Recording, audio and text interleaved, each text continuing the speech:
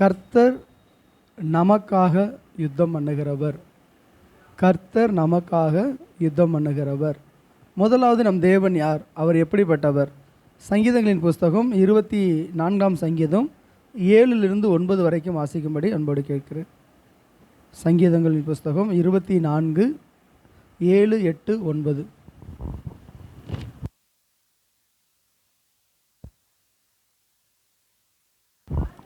வாசல்களே உங்கள் தலைகளை உயர்த்துங்கள், அநாதி கதவுகளே உயருங்கள். மகிமையின் ராஜா உட்பிரவேசிப்பார். யார் இந்த மகிமையின் ராஜா? அவர் வல்லமையும் அவர் பராக்கிரமம் உள்ள கர்த்தர். அவர் யுத்தத்தில் பராக்கிரமமுள்ள கர்த்தராமே.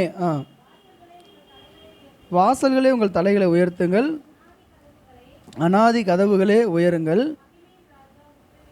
மகிமையின் ராஜா உட்பிரவேசிப்பார். யார் இந்த மகிமையின் ராஜா? அவர் சேனைகளின் கர்த்தரானவர், அவரே மகிமையின் ராஜா. சங்கீதம் 24 7-10 வரைக்கும் இப்படிப்பட்ட காரியங்களை பார்க்க முடியும். ஸோ நம் தேவன் யுத்தம் பண்ணுகிற தேவன், அவர் பராக்கிரமம் உள்ள தேவன், அவர் சேனைகளின் கர்த்தர், அவருடைய நாமம் படைகளின் ஆண்டவர். சரி, யாருக்கு இந்த படைகள் வேண்டும்? நம் தேவனுக்கு முன்பாக நிற்கத்தக்கவன் ஒருவரும் இல்லை. நம் தேவனுக்கு விரோதமாக நிற்பவன் யார்?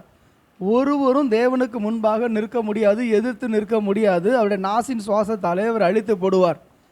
ஆனால் இந்த உலகம் உண்டாகிறதுக்கு முன்னே அவர் சேனைகளின் கர்த்தர். இந்த உலகத்தில் இன்றைக்கி ராஜ்யங்கள் உண்டு, தேசங்கள் உண்டு. முன்னாடி மன்னராட்சி இருந்தது, இப்போ மக்களாட்சி இருக்கிறது. அன்றைக்கு குதிரைப்படை இருந்தது, காலாட்படைகள் இருந்தது, யானைப்படை இருந்துச்சு, தேர்ப்படை எல்லாமே வச்சுருந்தாங்க. எத்தனையோ ஆயுதங்கள் இருந்தது.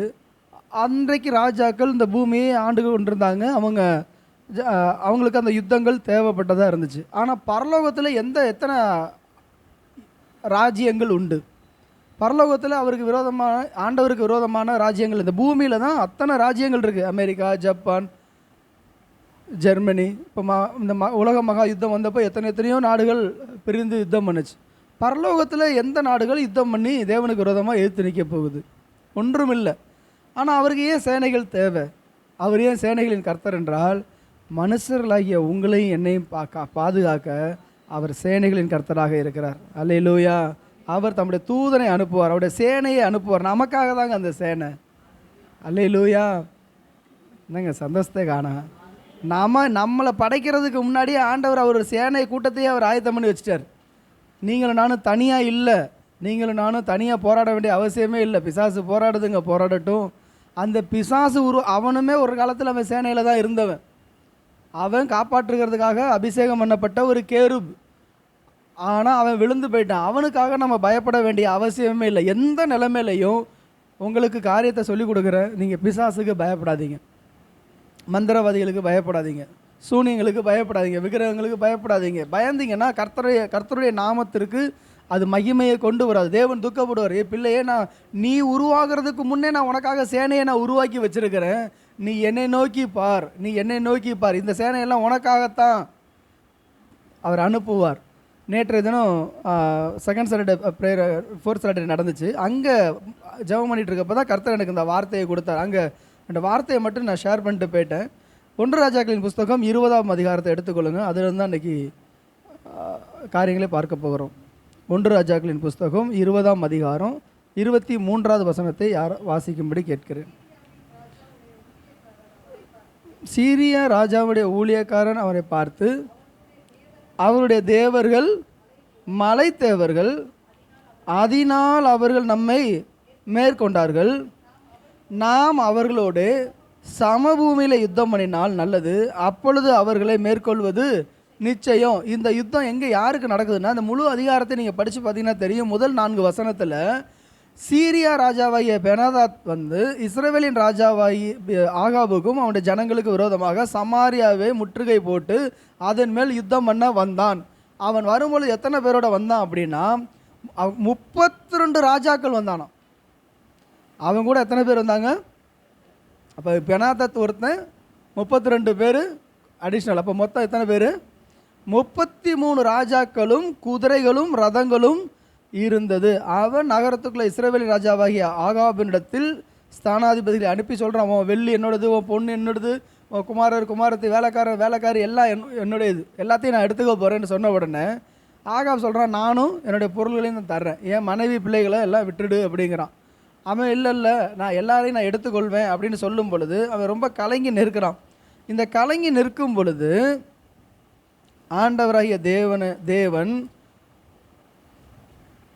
அந்த ஆகாபுக்கு பலப்படுத்தும்படி ஒரு தீர்க்கதரிசியை அனுப்புகிறார். அதுக்கு முன்னாடி அவன் என்ன பண்ணுறான் பாருங்க, எவ்வளவு ஒரு மோசமான ஒரு வார்த்தையை சொல்கிறான். 9வது வசனம் 10வது வசனத்தை வாசிங்க. பெனாத்தின் ஸ்தானாதிபதிகளை நோக்கி ராஜாவாகிய ஆண்டவனுக்கு சொல்ல வேண்டியது என்னவென்றால், முதல் விசை உமது அடியானுக்கு சொல்லி அனுப்பின யாவை நான் செய்வேன், இந்த காரியத்தை நான் செய்ய முடியாது, என் மனைவி பிள்ளைகள் எல்லாத்தையும் நான் விட்டுடு, என்ன வேணால் எடுத்துக்க, என் பொருளை வேணால் எடுத்துக்க அப்படிங்கிறார். ஆனால் இவர் விட மாட்டேன் அப்படின்னு சொன்ன உடனே 10வது வசனம் எவ்வளோ பெருமையாக சொல்கிறான் பாருங்கள். சீரியா ராஜா ஆள் அனுப்பி எனக்கு பின்ன என்னை ஃபாலோ பண்ணுற ஜனங்கள், அதாவது இந்த பெனாத்தத்துக்கு பின்னாடி 32 ராஜாக்களும் ரதங்களும் குதிரைகளும் போர் வீரர்களும் இருக்கிறாங்க. அவங்க அத்தனை பேரும் கைக்கும் ஒரு பிடியாவது வாரிக்கொள்ள சமாரியாவின் தூள் போதுமானதாக இருந்தால் ஒரு மண்ணு கூட மிச்சம் வைக்காமல் எல்லாம் ஒரு கைப்பிடி மண்ணு கூட இல்லாமல் நான் எல்லாத்தையும் என்ன பண்ணிடுவேன், எடுத்து நிர்மூலமாக்கிடுவேன், பட்டணத்தை இடித்து போட்டு அதை தீ கொளுத்தி ஒன்றுலாம் ஆக்கிடுவேன். அப்படி செய்யாமல் போனால் தேவர்கள் எனக்கு சரியாகவும் அதற்கு அதிகமாகவும் செய்ய கடவர்கள். அவன் கும்புற சாமியை பற்றி அவன் பேசிகிட்டு இருக்கிறான். உடனே இந்த இடத்துல அவன் ரொம்ப வேதனைப்பட்டுருக்கான். அது மாத்திரமல்ல, இவன் போய் குடிச்சு வெறிக்கிறான். இன்னும் யுத்தம் ஆரம்பிக்கலை. இவன் பார்க்குறான், இஸ்ரவேல் ஜனங்களுக்கு உதவி செய்ய ஒருவரும் இல்லை, இராணுவத்தில் பலசாலிகள் இல்லை, இவன் பெரிய படையை திரட்டிட்டு வந்துட்டான், நாளைக்கு நம்மளுக்கு யுத்தம் நடக்க போகுது, அதனால் நம்ம முன்னாடி என்ன பண்ண உட்காந்து குடிச்சு வெறிச்சு அவ்வளவு காரியங்களை பண்ணிகிட்டு இருக்கிறான். 13வது வசனத்தை படிங்க. ஒரு தீர்க்கதரிசி இஸ்ரவேலின் ராஜாவாகிய ஆகாபினிடத்தில் வந்து, அந்த ஏராளமான ஜனக்கூட்டத்தை எல்லாம் கண்டாயா, நானே கர்த்தர் என்று நீ அறியும்படிக்கு இன்றைக்கு அதை உன் கையில் நான் ஒப்பு கொடுப்பேன், யாரை கொண்டு என்று ஆகாப் கேட்டான். அதிபதிகளின் சேவர்களை கொண்டு என்று கர்த்தர் சொல்லுகிறார். பின்பு அவன் யுத்தத்தை யார் துவக்க வேண்டும் என்று கேட்டதற்கு, பாருங்களேன், இதுக்கு முன்னாடி 2 அதிகாரத்தை நீங்கள் படித்து பார்த்தீங்கன்னா, எலியா வந்து பாகாலுடைய தீர்க்கதரிசி எல்லாரையும் கொன்று போட்டுறாரு. கொன்று போட்டதுக்கு அப்புறம் அக்கினியால் பதில் கொடுக்குறாரு. அப்போ ஆகாப் ராஜாவும் பார்க்குறாரு, இஸ்ரவேலின் தேவன் தான் தேவன், பாகால் அல்ல அப்படிங்கிறத ஆகாப் அறிஞ்சுக்கிறார். அடுத்தது பார்த்தீங்கன்னா மழை பெய்யுது. அந்த மழை பெஞ்ச உடனே இஸ்ரவேலின் தேவன் தான் மழையும் கொண்டு வர, ஒரே அதிகாரத்தில் அக்கினியும் மழையும் இறங்கி இஸ்ரவேலின் தேவன் தான் தேவன் என்பதை அவன் ஊர்ஜிதமாக அறிந்து கொள்கிறான். அடுத்த அதிகாரம் வந்து எசபேலுக்கும் எலியாவுக்கும் உண்டான காரியம். ஆனால் இந்த 20வது அதிகாரத்தில் பார்க்கும் பொழுது ஆகாப் தேவனை கொஞ்சம் நம்புகிறான், விசுவாசிக்கிறான். இப்போ விசுவாசிக்கும் பொழுது ஆண்டவர் ஒரு தூதனை அனுப்பி, ஒரு தீர்க்கதரிசியை அனுப்பி, நீதாயா யுத்தத்தை ஆரம்பிக்கணும். இப்போ யாரை கொண்டு எப்படி அப்படின்னு சொன்னால் 15வது வசனத்தை படிங்க. மாகாணங்களுடைய அதிபதிகளின் சேவகரை எத்தனை பேர்னு பார்த்தா 232 பேர்.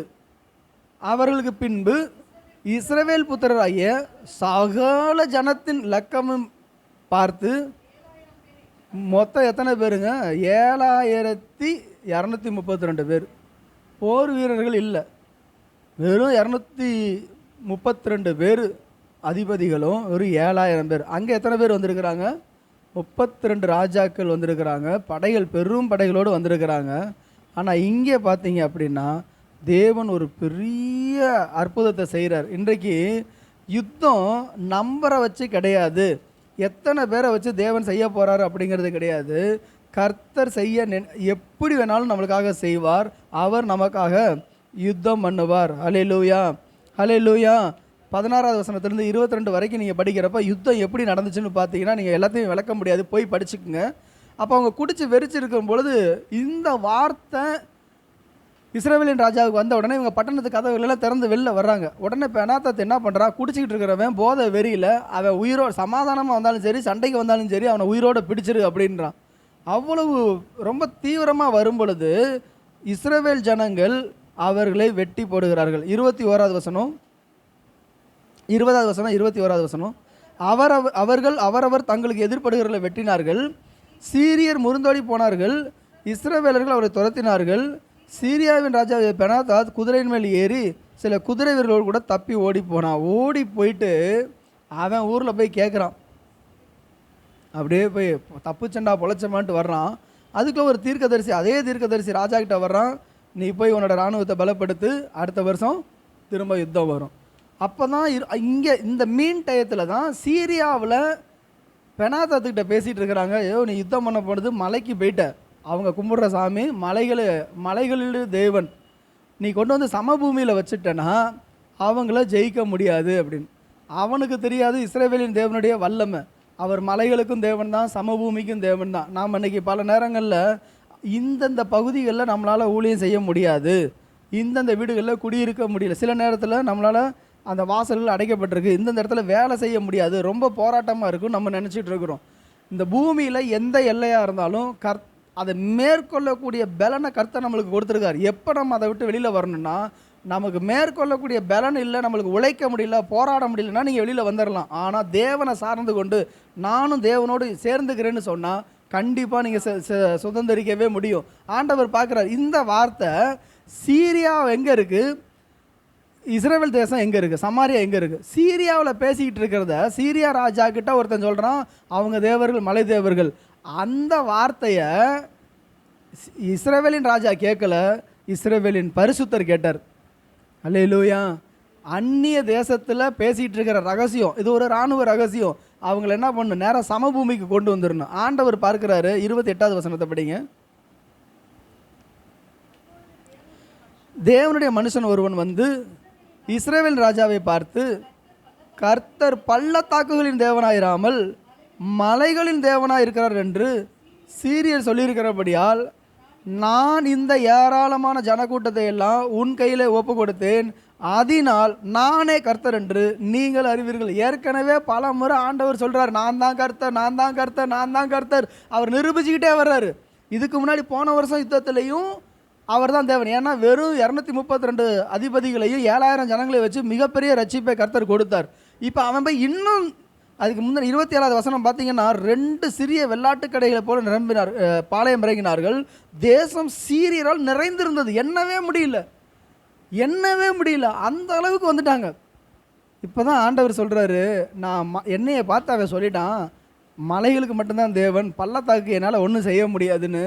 அவனை இப்போ அவன் கையில் ஒப்பு கொடுக்குறேன். எப்பயுமே நம் தேவனை பார்த்து யாராவது ஒருவர் இப்படி பேசிட்டா நமக்கு ரோசம் வருதோ கோபம் வருதோ இல்லையோ, என் ஆண்டவருக்கு பயங்கரமான வைராக்கியம் வரும். அல்லேலூயா, அல்லேலூயா. இந்த ஊருக்கு போனால் தான், இந்த கூட்டத்துக்கு போனால் தான் ஆண்டவர் கிரியை செய்வார். வீட்டிலலாம் உட்காந்தா ஜெபம் பண்ணால் ஒன்றும் கிரியை நடக்காதுன்னா பிசாசு சொல்லலாம். உங்களுக்கு புரியும்னு நினைக்கிறேன். பெரிய பெரிய ஆவிக்குரிய கூட்டத்துக்கு போனால் தான் உனக்கு விடுதலை வரும். கண்டிப்பாக வரும், இல்லைன்னு சொல்லலாம். ஆனால் நீங்கள் தனி அறையில் உட்காந்து ஜெபம் பண்ணி தனி அறையில் யுத்தம் பண்ணிங்கன்னா கர்த்தர் அங்கேயும் உங்களுக்காக கிரியை செய்ய ஆரம்பிப்பார். அப்போ இந்த பாயிண்டில் நம்ம என்ன பண்ணுறோன்னா, சீரியர்கள் ராஜாக்களையும் அதிபதிகளையும் கூட்டிகிட்டு வராங்க.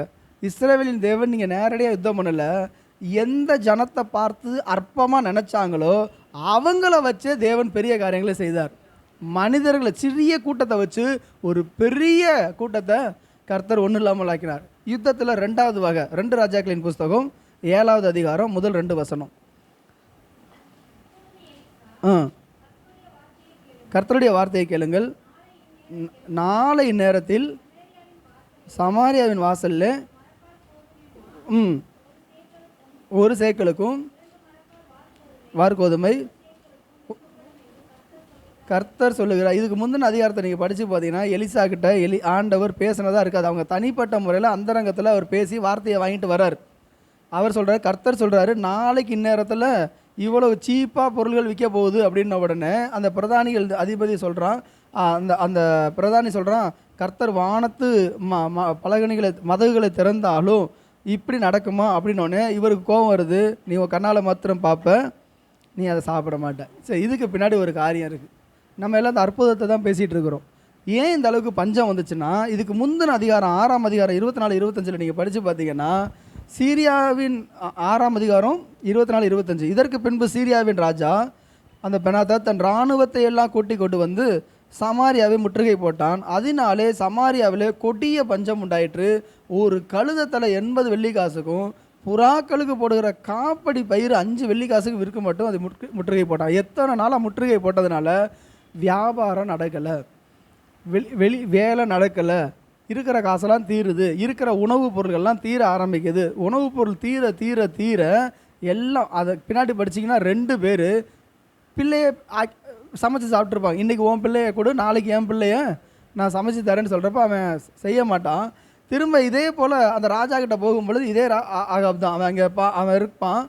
அவனை பார்த்து எங்களுக்கு ஒரு பிரச்சனை தீர்த்து வைங்கன்னு, என்னையா பிரச்சனைன்னு கேட்டால், நேற்று இவ பிள்ளைய தின்னுட்டு இன்றைக்கி என் பிள்ளைய தீங்கணும் கொடுக்க மாட்டேங்கிறா அப்படின்னு சொல்லும் பொழுது அவர் சட்டையை கிழிச்சிக்கிறாரு, உள்ளே ரெட்டு உடுத்திட்டு இருக்காரு. அவர் சொல்கிறாரு, எலிசாவினுடைய தலை இன்றைக்கி அவன் தலை மேலே இருக்கக்கூடாது. ஏன் அப்படின்னா, என்னால் யுத்தம் பண்ண முடியாது, என்னால் ஜெயிக்க முடியாது, ஆனால் எலிசான்கிற தீர்க்கதரிசியினுடைய தேவன் பெரியவர், அந்த தீர்க்கதரிசி நினச்சா மாற்ற முடியும். அதனால் அவன் எதுக்கு அவன் இருக்கணும்னு சொன்ன உடனே எலிசா தான் ஆள் அனுப்புகிறாரு. இல்லை, நாளைக்கு காரியங்கள் மாறுதலாய் முடியும். இங்கே தான் தேவனுடைய யுத்தத்தை நம்ம பார்க்க முடியும். 7வது அதிகாரம் 6வது வசனம் 7வது வசனம் 2 ராஜாக்கள் 7ஆம் அதிகாரம் 6 7. ஆண்டவர் சீரியன் இராணுவத்திற்கு ரதங்களின் இரைச்சலையும் குதிரைகளின் இரைச்சலையும் மகா இராணுவத்தின் இரைச்சலையும் கேட்க பண்ணினதினால் அவர்கள் ஒருவரை ஒருவர் நோக்கி, இதோ நம்மிடத்தில் போருக்கு வர இஸ்ரவேலின் ராஜா ஏத்தியரின் ராஜாக்களையும் எகிப்தியரின் ராஜாக்களையும் நமக்கு விரோதமாய் கூலி பொருத்தி கொண்டான் என்று சொல்லி இருட்டோடு எழுந்திருந்து ஓடி போய் தங்கள் கூடாரங்களையும் தங்கள் குதிரைகளையும் கழுதைகளையும் பாளையத்தையும் அவர்கள் இருந்த பிரகாரமாக விட்டு தங்கள் பிராணன் மாத்திரம் தப்பும்படி ஓடி போனார்கள். இப்போ போன தரம் மனுஷனையும் அடிச்சுக்க விட்டார், இந்த தரம் சண்டையே கிடையாது. இப்போ ஒரு இராணுவத்தின் சத்தத்தை கேட்டாங்கல்ல, இந்த பூமியில் உள்ள எந்த இராணுவத்தின் சத்தமும் கிடையாது. இவன் சொல்லிகிட்டு இருக்கான், இவன் யாருடைய ராஜ்யத்தை கேட்டான், இவன் இஸ்ரவேலின் ராஜா போய் யாரை போய் கூப்பிட்டு வந்துட்டான் அப்படின்னா, எகிப்தியருடைய ராஜாக்களை கூட்டிகிட்டு வந்துட்டான், ஏத்தியரின் ராஜாக்களை கூப்பிட்டு வந்துட்டான் அப்படின்னு சொல்லி இவனாக கற்பனை பண்ணிகிட்டு இருக்கிறான். ஆனால் அவன் காதில் விழுந்த இராணுவத்தின் சத்தம் பரலோகத்தின் இராணுவத்துடைய சத்தம். அல்லேலூயா. அந்த சத்தத்தை கேட்ட உடனே இவனால் தாங்கவே முடியல. வெறும் சத்தத்துக்கு, அந்த இராணுவத்தின் சத்தம், யோசிச்சு பாருங்கள், பூமியில் ஒரு சின்ன ஏரியாவில் இவ்வளோ பெரிய யுத்தத்துக்கு அவன் பயந்து நடுங்கிட்டான்னா, அர்மகதன் யுத்தம் வரும் பொழுது தேவன் எப்படிப்பட்ட சேனையோடு அவர் வருவார். சாத்தானையும் அவனுடைய சேனைகளையும் ஒன்றும் இல்லாமல் நிர்மூலமாக்குகிற தேவன் நம் தேவன். அல்லேலூயா, அல்லேலூயா. ஒரே ஒரு சத்தத்தை, காதில் ஒரு சத்தத்தை கேட்ட உடனே ஒருத்தனு கூட பாருங்கள், அத்தனை பேரும் இல்லை நம்ம வேறு செகண்ட் தாட்டுக்கே போகல, ஒரே மனமாக சொல்கிறானுங்க, இஸ்ரவேலின் ஜனங்கள், இஸ்ரவேலின் ராஜா கூலி பொருத்தி கூட்டு வந்தான். ஆனால் இவங்க கூலி பொருத்தவும் வைக்கல, ஆள் வரவும் இல்லை, ஒருத்தனை வந்து தூது சொல்லவும் இல்லை. அத்தனை பேர் காதையும் கர்த்தர் திறந்துட்டாரு. மேலே நான் விசுவாசிக்கிறேன், இஸ்ரவேலின் தேவன் இஸ்ரவேலுக்கு ஆதரவாய் மேலே வந்திருப்பார், அவருடைய ரதங்களோடு வந்திருப்பார். அந்த சத்தத்தில் கொஞ்சம் கேட்க விட்ட உடனே நீங்கள் பார்த்தீங்கன்னா நிறைய இடங்களில் சீனாய் மலையில் இறங்குறப்ப எக்காலம் இடி முழக்க சத்தத்தை அவங்க கேட்குறாங்க. நிறைய இடங்களில் சத்தத்தை தான் கேட்குறாங்க. எலியா கூட சோர்ந்து போகும் பொழுது அந்த இடி முழக்க சத்தத்தை எல்லாம் கேட்குறாரு. அப்போ அந்த ஒரு கொஞ்சம் அந்த சத்தத்துக்கு இவ்வளவு பயந்து நடுங்கிறாங்க. நம் தேவன் மகா பெரியவர், உங்களுக்காக எனக்காக யுத்தம் பண்ணுவார். எந்த யுத்தத்தை வச்சு இஸ்ரவேல் ஜனங்களை சாகடிச்சிருன்னு நினச்சாங்களோ, யுத்தமே இல்லாமல் இஸ்ரவேலி ஜனங்களுக்கு இன்றைக்கி அரிசி விலை 80 ரூபா 100 ரூபாய்க்கு விற்கிதுன்னா, அந்த யுத்தத்தின் அதாவது அந்த அவங்க விட்டுட்டு ஓடினதுனால அரிசி விலை 1 ரூபாய்க்கு வந்துருச்சு. அல்லேலூயா. நம்ம ஊர் பாஷைக்கு சொல்லணும் அப்படின்னா அரிசி கிலோ 1 ரூபாய்க்கு, பொன்னி அரிசி இன்றைக்கி 100 ரூபாய்க்கு வந்துருச்சு. 1 ரூபாய்க்கு விற்றா எப்படி இருக்கும்? கர்த்தர் அந்த அளவுக்கு அற்புதம் செய்தார். ஸோ யுத்தத்தினுடைய இன்னொரு காரியம் நம்மளுக்கு ஆசீர்வாதத்தையும் கொடுக்குறார். மூன்றாவதாக யுத்தத்தினுடைய இன்னொரு வகை 1 ராஜாக்கள் 19ஆம் அதிகாரம் 1-4. சாரி 2 ராஜாக்கள், சாரி 2 ராஜாக்கள் நினைக்கிறேன். 19 எசேக்கியாட்ட அந்த வருவாங்கல்ல, 2 ராஜாக்கள் தான். ராஜாவாகி எசேக்கியா அதை கேட்ட பொழுது கிழித்து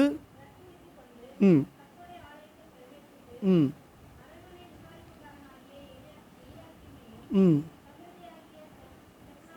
ம் ம் ரெட்டு கொண்டவர்களாக அனுப்பி இதற்காக ஜெபம் பண்ணுங்க. இப்போ இங்கே என்ன நடக்குதுன்னா, இங்கே இந்த அசரிய ராஜா யூத ஜனங்கள் மேலே படையெடுத்து அவன் வந்திருக்கிறான். இந்த முந்தின அதிகாரமும் இப்போ சேர்த்து படிச்சிங்கன்னா உங்களுக்கு தெரியும். அங்கே ரப்சாக்கே அப்படிங்கிற ஒரு பிரதானி அவன் வர்றான். அந்த அந்த யாருன்னா ராஜாவைய சனகரிப்புடைய வேலையாள். அவன் வந்து இங்கே என்ன பண்ணிகிட்ருக்கான் அப்படின்னா, யூத ஜனங்களுக்கு விரோதமாக வந்து அசிங்கமாக பேசுகிறான். அவங்க காது கொடுத்து கேட்க முடியாத அளவுக்கு அவங்க போய் சொல்கிறாங்க, நீங்கள் வந்து யூத பாஷையில் நீங்கள் பேசாதீங்க, சீரிய வழியிலே பேசுங்க, அது எங்களுக்கு தெரியும்னு சொல்லும் பொழுது, நான் உங்ககிட்டயே பேச வந்தேன், உன் ஜனங்கள்கிட்ட தானே நான் பேச வந்தேன் அப்படின்னு சொல்லி ஜனங்கள் எல்லாம் சோர்வடைய செய்கிறான். இப்போ இந்த எசேக்கியா ராஜாட்ட ரொம்ப முக்கியமாக அவன் சொல்லி ஏமாத்துகிற காரியங்களை பார்த்தீங்கன்னா 18ஆம் அதிகாரம் 29:9, எசேக்கியா உங்களை வஞ்சியாதபடி பாருங்கள், அவன் உங்களை என் கையிலிருந்து தப்புவிக்க மாட்டான், கர்த்தர் நம்மை நிச்சயமாய் தப்புவிப்பார், இந்த நகரம் அசரிய ராஜாவின் கையிலே ஒப்பு கொடுக்கப்படுவதில்லை என்று சொல்லி எசேக்கியா உங்களை கர்த்தரை நம்ப பண்ணுவான், அதற்கு இடம் கொடாதீர்கள் என்று ராஜா சொல்லுகிறான். அவனை எத்த விடாது, ஏமாத்திடுவான், கர்த்தரும் கைவிட்டுருவார், எசேக்கியாவும் ஒன்றும் பண்ண முடியாதுன்னு. அல்லேலூயா. நம்மக்கிட்ட அப்படி தானே வந்து சொல்லுவாங்க, ஒன்று உன் தேவன் பெரியவரோ, உன் தேவன் ரட்சிப்பாரோ, உன் தேவன் உனக்காக காரியங்களை செய்வாரோ. இதெல்லாம் கேட்டதுக்கு பிறகு அவர் போய் என்ன பண்ணுறாரு, தேவ சமூகத்தில் ரெட்டுடுத்தி ஜெபிக்கிறார். ஆனால் ஆண்டவர் அந்த சனகரிப்பு மேலே, ஒரு சீரியர்கள் மேலே ஆண்டவர் வந்து என்ன பண்ணுறாரு, ஒரு இரக்கம் பாராட்டுறாரு. எடுத்த உடனே அடிக்கலை. அவன் என்ன பண்ணுறாருன்னா, ஒரு செய்தி துர்ச்செய்தியை கேட்க வைக்கிறார். 7வது வசனம் சொல்லப்பட்டிருக்கு, இதோ அவன் செய்தியை கேட்டு அவன் தன் தேசத்துக்கு திரும்புவதற்கான ஆவியை நான் அவனுக்குள்ளே அனுப்பி அவனை அவன் தேசத்தில் பட்டயத்தால் விளப்பினேன். ஆண்டவருடைய ஃபஸ்ட்டு பிளான் என்னென்னா, அவனை மொத்தமாக திருப்பிட்டு போயிடணும், ஜனங்களை கொல்லணும்னு அவனுக்கு ஆண்டவருக்கு மனசு இல்லை. இப்போ ஒரு செய்தி, ஒரு வதந்தி. என்ன வதந்திதுன்னா, அசரிய ராஜா லாகீஸை விட்டு புறப்பட்டான் என்று கேள்விப்பட்டு ரப்சாக்கே திரும்பி போய் அவன் லிப்னாவின் மேல் யுத்தம் பண்ணுகிறதை கண்டான். இப்போ இங்கே என்ன நடக்குது அப்படின்னா, அசரிய ராஜா லாகீஸில் தான் இருக்கிறான். அசரிய ராஜாவுடைய வேலையால் தான் இந்த ரப்சாக்கே, அவன் தான் வந்து இங்கே எருசலேமுக்கு விரோதமாக யுத்தம் பண்ணிகிட்ருக்கான், நிற்கிறான், இன்னும் யுத்தம் பண்ணல. இப்போ இவனுக்கு சொல்லப்படுது, உன்னுடைய பாஸ், உன்னுடைய ராஜா லாகீஸை விட்டு புறப்பட்டுட்டான், அவன் யுத்தம் பண்ண போகிறான். அப்போ ராஜா அங்கே யுத்தத்தில் இருக்காருன்றப்ப நம்ம இங்கே யுத்தமே பண்ணாமல் சும்மா இருக்கக்கூடாதுன்றதுக்காக இவன் என்ன பண்ணுறான், திரும்பி போகணும். ஆனால் இவன் போய் அங்கே என்ன பண்ணுறான்னா, லிப்னாவில் மேலே அவர் யுத்தம் பண்ணுகிறத கண்டான். இது மட்டும் இல்லாமல் 9வது வசனத்தில், இதோ எத்தியோப்பியா ராஜாவாகிய தீராக்கா உம்மோடு யுத்தம் பண்ணுக புறப்பட்டான் என்று சொல்ல கேட்டான். இது ஒரு வதந்தி. இது வந்து அசரிய ராஜாவுக்கு ஒரு வதந்தி வருது, எத்தியோப்பியா ராஜா உங்களோட யுத்தம் பண்ண வரான் ஏன் அப்படின்னு சொன்ன உடனே இவன் என்ன பண்ணியிருந்துருக்கணும், பேசாமல் அவனுக்கு விரோதமாக போயிருந்துருக்கணும், அங்கே தானே கான்சன்ட்ரேட் பண்ணணும். இப்போ தான் ரொம்ப முக்கியமான ஒரு தப்பு பண்ணான்.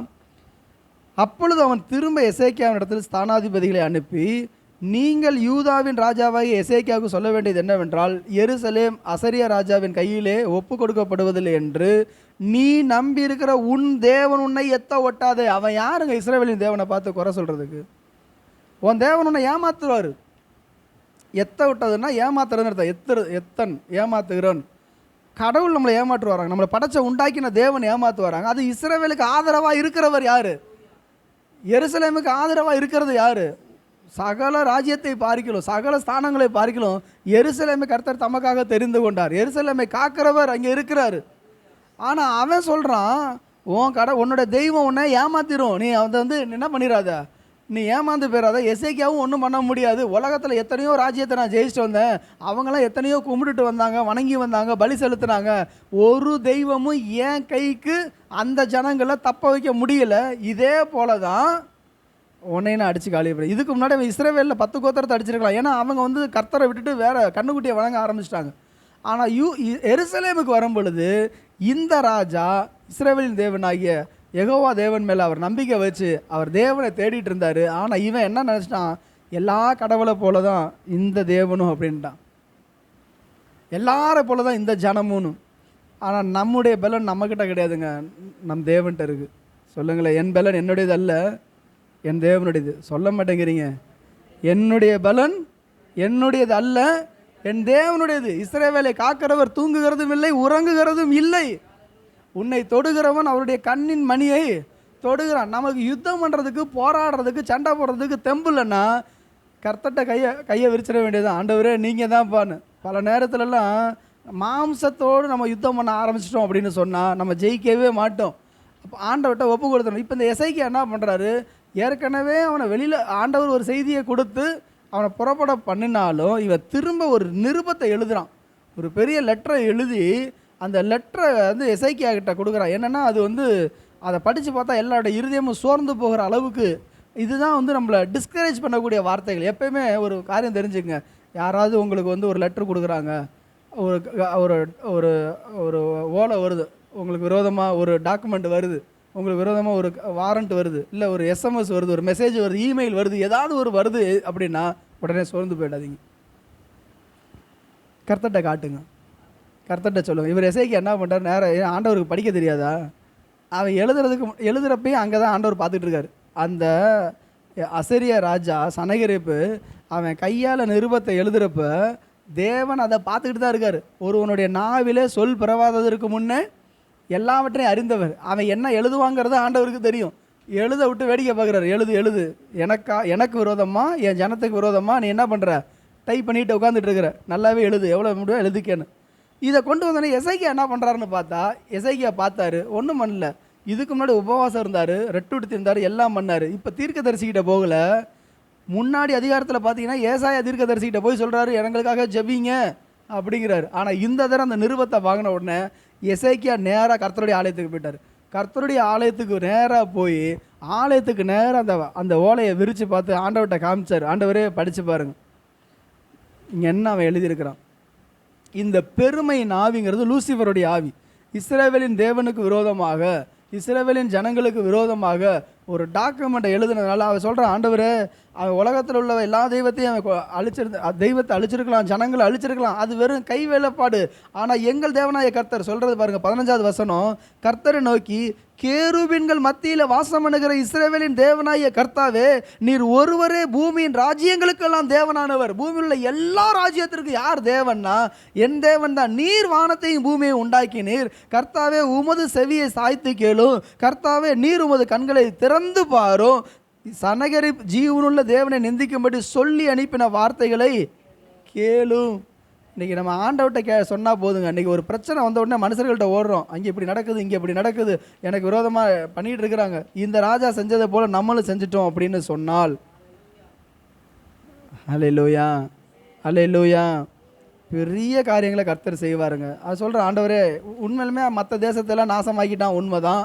அவங்க கல்லை மண்ணை கும்பிட்டாங்க, அது தெய்வம் அல்ல. ஆனால் நாங்கள் ஆராதிக்கிற தேவன் எப்படிப்பட்ட தேவன் என்பதை நாங்கள் வரைஞ்சிருக்கிறோமே அப்படின்னோடனே ஆண்டவர் பேச ஆரம்பிச்சிட்டார். 20வது வசனத்திலிருந்து அவர் பேசுகிறாரு பாருங்க, கிட்டத்தட்ட 34வது வசனம் வரைக்கும் நீங்கள் வீட்டில் போய் படித்து பாருங்கள். யாரடா பார்த்து பேசுன, யாரை தூசிச்ச, யாருக்கு விரோதமாக உன்னுடைய கண்களை ஏறெடுத்த. அவர் இன்னும் யுத்தம் பண்ணலை, ஆண்டவர் ஒரு காரியத்தை செய்யலை. ஆனால் அவர் சொல்கிறார், எருசலேமில் உள்ள கன்னி பெண், சின்ன பிள்ளை, யுத்தத்தையே பார்க்காத, அவள் பார்த்து உன்னை பரியாசம் பண்ணுறா. இன்னும் பரியாசம் பண்ணலை. எப்போ பரியாசம் பண்ணுவாங்கன்னா அந்த சேனையெல்லாம் அழிஞ்சு போனதுக்கப்புறம் தான் பரியாசம் பண்ணணும். ஆனால் முன்னாடி ஆண்டவர் டிக்ளேர் பண்ணுறாரு என்ன செய்ய போகிறாரு அப்படின்னா, பெரிய காரியத்தை அவர் செய்ய போகிறாரு. செஞ்சுட்டு ஒரு மகா பெரிய காரியத்தை, ஒரு யுத்தத்தை அவர் செய்கிறார். என்ன பண்ணுறாராம், ஒரே ஒரு தூதன். 35வது வசனம், அன்று ராத்திரியில் சம்பவித்தது என்னவென்றால், கர்த்தருடைய தூதன் புறப்பட்டு அசரீரின் பாளையத்தில் 1,85,000 பேரை சங்கரித்தான். பாருங்க, அவர் சேனைகளின் கர்த்தர். அவருக்கு இருக்கிற தூதர்கள் எத்தனை பேர் இருக்காங்க தெரியுமா? கோடா கோடி தூதர்கள் இருக்கிறாங்க, கோடா கோடி தூதர்கள் இருக்காங்க. அவர் அனுப்புனது எத்தனை தூதனை? ஒரே ஒரு தூதனை, ஒரே ஒரு தூதன். அங்கே இருந்தது ஏதோ நம்ம நினச்சிட்டு இருக்கோம், ஒரு தூதன் 1,85,000 பேர் தான் கொல்ல வல்லவர்னு கிடையாது. அங்கே 1 கோடி பேர் இருந்தாலும் அந்த ஒரு தூதன் போதும். அங்கே இருந்தது 1,85,000 பேர். அந்த ஒரு தூதன் அப்படி கிராஸ் பண்ணார், மொத்தமாக காலி. நம் தேவன் படைகளின் ஆண்டவர், நம் தேவன் சேனைகளின் கர்த்தர். நம்முடைய ஆண்டவர் யார்? அவர் யுத்தத்தில் பராக்கிரமம் உள்ள கர்த்தர். சங்கீதம் 24 அதான் நீங்கள் படிச்சீங்க, மகிமையின் ராஜா உட்பிரவேசிப்பார், அவரே சேனைகளின் கர்த்தரானவர். அப்போ நமக்காக நாமளே சண்டை போட்டுட்டு இருக்கக்கூடாது. மீண்டும் உங்களுக்கு சொல்கிறேன், வாயினாலேயோ வேறு எதுனாலேயோ நீங்கள் உங்களுக்காக யுத்தம் பண்ணாதீங்க. இந்த 3 காரியத்தை நான் உங்களுக்கு வச்சுருக்கிறேன். 1 ராஜாக்கள் எல்லாமே 1 ராஜாக்கள் 20ஆம் அதிகாரம், 2 ராஜாக்கள் 7ஆம் அதிகாரம், 2 ராஜாக்கள் 19ஆம் அதிகாரம். இந்த 3த்துலேயும் 3 விதமான யுத்தம். ஒன்று, கர்த்தர் வெறும் சத்தத்தை மட்டுமே, யுத்தம் பண்ணவே இல்லை, ஒரு இராணுவத்தின் சத்தத்தை கேட்டதுனால அவன் துண்டை காணான் துணியை காணான்னு ஓடி போயிட்டான். கர்த்தர் ஒரு பெரிய ரட்சிப்பை கொடுத்தார். இன்னொரு இடத்துல ஜனங்களை வச்ச அநேகம் பேரை நீ கொண்டு வர்ற, வெறும் 7,000 பேரை மட்டுமே வச்சுக்கிட்டு ஆண்டவர் ஒரு மகா பெரிய ரட்சிப்பை கொடுத்தார். 3வதாக ஒரு தூதனை அனுப்பினார். இங்கே மாம்சமும் யுத்தம் பண்ணலை, ஒரு சத்தமும் கேட்கல. அவன் தூதன் வந்தது அவங்களுக்கு தெரியாது. காலையில் விடிஞ்சு பார்த்தா சனகரிப்பை அங்கனே காலி பண்ணியிருக்கலாமே. 1,85,001 அப்படின்னு நம்பர் வந்திருக்கும். ஏன்னா 1,85,000 பேர் அங்கே செத்துருக்குறாங்க. இந்த ஒருத்தன் எந்திரிச்சு பார்க்குறான், அத்தனை பேர் அவுட்டு. இவனை மட்டும் விட்டு வச்சார். ஏன் தெரியுமா? இவனை ஏற்கனவே ஆண்டவர் சொல்லி வச்சிட்டார், அவன் தேசத்துக்கு திரும்பி வர பண்ணுவேன் அப்படின்னு சொல்லி, அவன் தேசத்தில் பட்டயத்தால் விலை பண்ணுவேன்னு 7வது வசனத்தில் சொல்லிட்டார். அப்போ ஒரு தூதனை அனுப்பணும்னு ஆண்டவர் மனசில் வைக்கலை. இவன் பண்ண காரியத்துக்காக ஆண்டவர் வார்த்தையை மாற்றலை. நேராக என்ன பண்ணிட்டாரு, அவன் தேசத்துக்கு கொண்டு போய், அவன் நேராக போய் எங்கே போனான் தெரியுமா? வீட்டில் போய் உட்காந்து அழுகலை, அவன் கோயிலுக்கு போயிட்டான். என்னை விட்டுட்டியே, என்னை கைவிட்டியேன்னு சொன்ன உடனே அவனுடைய பசங்களில் 2 பேர் அதே கோயிலுக்குள்ளே பூந்து அவன் கும்பிட்டுட்டு இருக்கும் பொழுதே அங்கேயே வெட்டி கொண்டுட்டான்.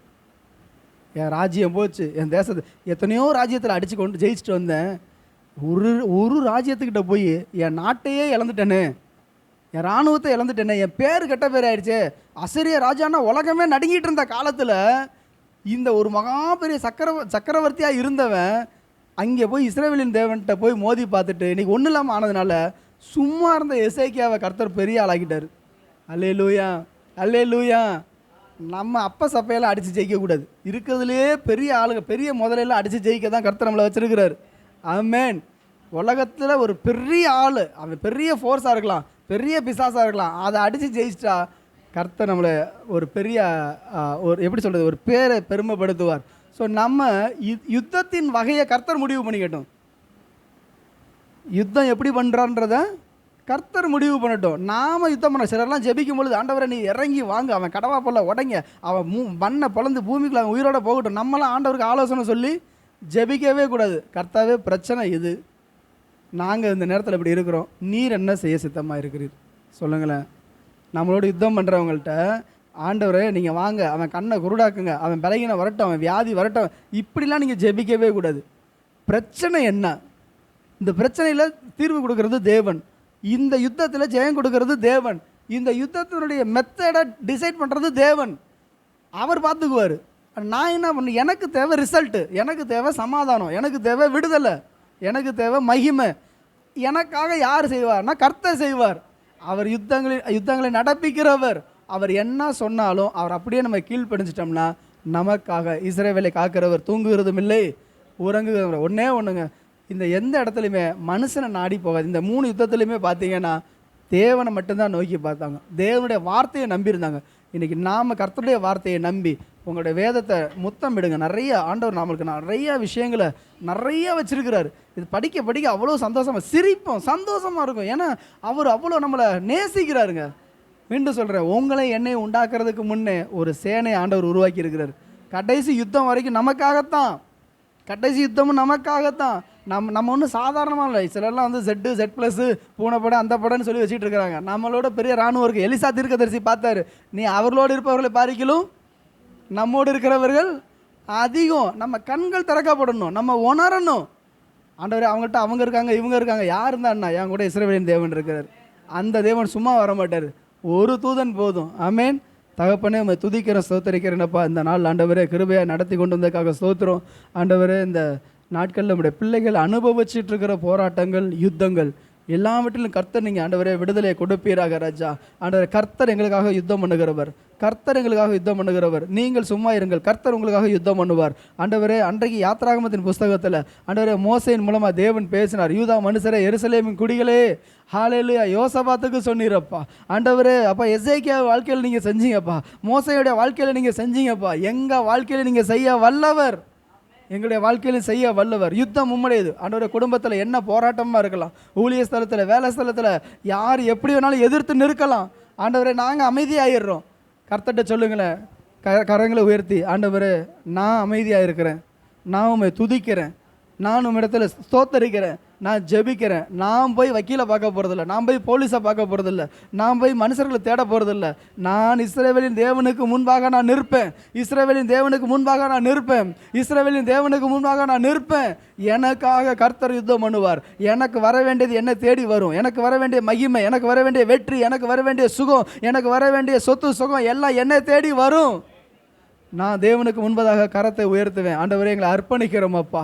ஆண்டவரே, தொடர்ந்து நடத்துங்க. இயேசுவின் நாமத்தில் ஜெபிக்கிறோம் நல்ல பிதாவே, ஆமேன். என் ஆத்துமாவே கர்த்தரை ஸ்தோத்திரி, என் முழுவதுமே ஒரு பரிசுத்த நாமத்தை ஸ்தோத்திரி. என் ஆத்துமாவே கர்த்தரை ஸ்தோத்திரி, கர்த்தர் செய்த சகல உபகாரங்களையும் மறவாதே, ஆமேன். நம்முடைய கர்த்தராகிய இயேசு கிறிஸ்துவின் கிருபையும் பிதாவாகிய தேவனுடைய அன்பும் பரிசுத்த ஆவியானுடைய ஐக்கியமும் சமாதானமும் பாதுகாப்பும் இன்றும் என்றும் சதா காலங்களிலும் நம் அனைவரோடும் இருப்பதாக. ஆமேன், ஆமேன், ஆமேன்.